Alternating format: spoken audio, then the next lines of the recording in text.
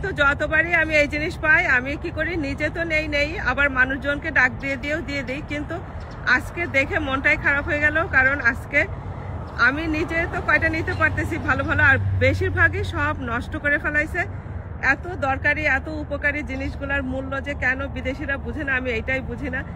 সব ডাবগুলারে এই যে নষ্ট করে ফেলাইছে, যে কেটে সব ডাব নষ্ট হয়ে গেছে। এত দরকারি আর উপকারী জিনিসগুলো এই যে দেখেন। আর এই পাশের ডাবগুলা দেখেন কত বড় বড়, কিন্তু ওই যে ঠাস করে কেটে যে নিচে ফেলাইছে সব, একদম সব ডাব। অনেক এগুলো অবশ্য ভালো আছে, বাট আমি নিব না। কালকে যেহেতু আমরা বেড়াইতে যাইতেছি, এগুলো বাসায় নিয়ে খাওয়া হবে না, পরে নষ্ট হবে। দেখেন দুনিয়া ডাব ফেলায় রেখে গেছে।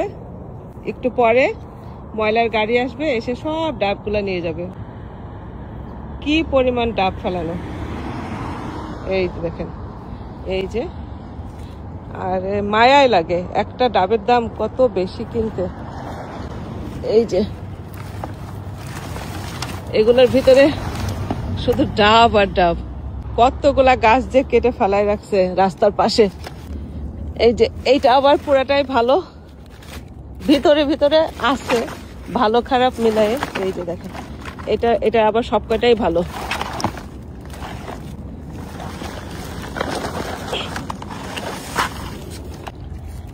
এর ভিতরে আরো অনেক ভালো ভালো আছে, কিন্তু আমার তো সময়ই নেই।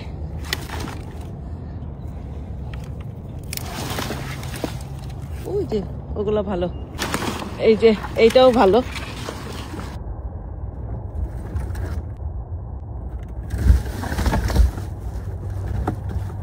পাশে আবার দেখলাম কি সুন্দর ময়ূরগুলা খেলা করতেছে, তারপরে তাদের সাথে আবার একটু দুষ্টামি করলাম, তারপরে বাসায় চলে যাই। এখন সবাই ভালো থাকবেন, সুস্থ থাকবেন, আল্লাহ হাফেজ।